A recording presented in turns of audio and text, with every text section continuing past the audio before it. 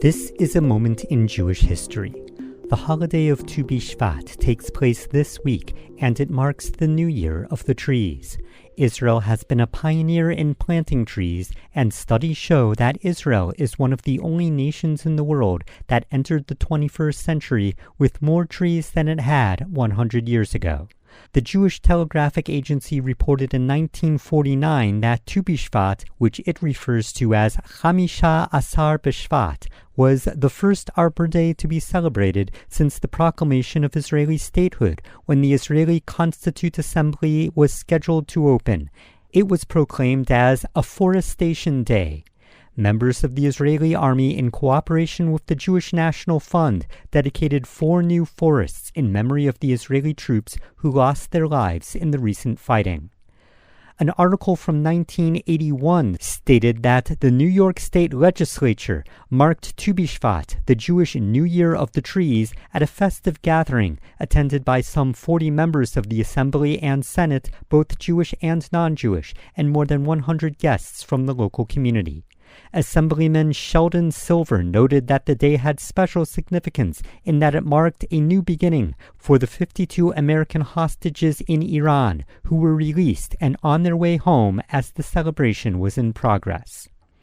Tree planting started even before Israel became independent. An article from 1930 stated that the inauguration of Einstein Forest at Dilb, today in Kiryat Anavim, was planned by the Jewish National Fund to take place on Chamisha Asar Bishvat.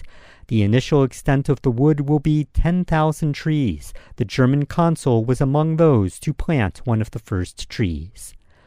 One of the things that helped Israelis make the deforested and underdeveloped land bloom again is drip irrigation. Seen all over Israel, the thin pipes drip water to thirsty plants. Regulated by timers, they help irrigate crops in a region with little rainfall. The modern drippers were invented by Israeli engineer Simcha Blass and his son Yeshayahu in the late 1950s. Born in Warsaw, Simcha Blass was a descendant of the revered Rabbi the Vilna Gaon. On his mother's side, he was related to Rabbi Meir of Rothenburg, an important commentator on the Talmud from the 1200s. Jews had little rights in Germany at the time and were forbidden to leave. Rabbi Meir helped organize secret immigration from Germany to the land of Israel. He was arrested and imprisoned. According to tradition, a large ransom of silver marks was raised for him, but Rabbi Meir refused it for fear of encouraging the imprisonment of others. Simcha Blass was raised in the Gur Hasidic community and studied in yeshiva before attending engineering school in Warsaw. As a Polish soldier, he took part in the Soviet-Polish War. In 1929, Blass moved to the land of Israel and lived on a kibbutz where he saw the problem of water shortages. He designed and installed advanced pumping stations throughout Israel. In 1937, the Mekorot Water Company was established by Jewish pioneers, and Blass was appointed chief engineer. In 1946, Blass planned the first water pipeline to the Negev, using pipes that had been used in London during the Blitz. The pipeline enabled the establishment of 11 new Jewish communities in the Negev, created in a single evening. It also brought water to Bedouin communities. Without the new Jewish communities, the Negev may not have been included in the United Nations map for the future state of Israel. According to the book Pollution in a Promised Land, An Environmental History of Israel, during the summer of 1946, the British imposed an 80-hour curfew on Tel Aviv and arrested scores of Zionist activists. Levi Eshkol, who by then was head of the Jewish Agency Settlement Division, sought a creative form of revenge. The night after Yom Kippur, he staged a lightning campaign, creating 11 new Negev communities on JNF lands. Blass was drafted to design the water delivery system. All the Mekorot team had to work with were tiny recycled 6-inch pipes that had been used in London during World War II to help firefighters counter the bombing attacks during the Nazi Blitz.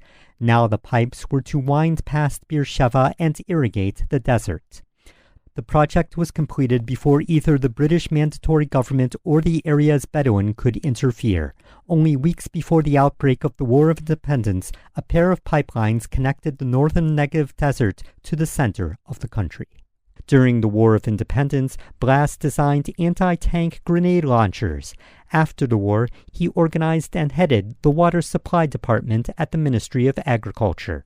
In 1956, Simcha and Yeshayahu Blass began development on the project he is best known for, drip irrigation.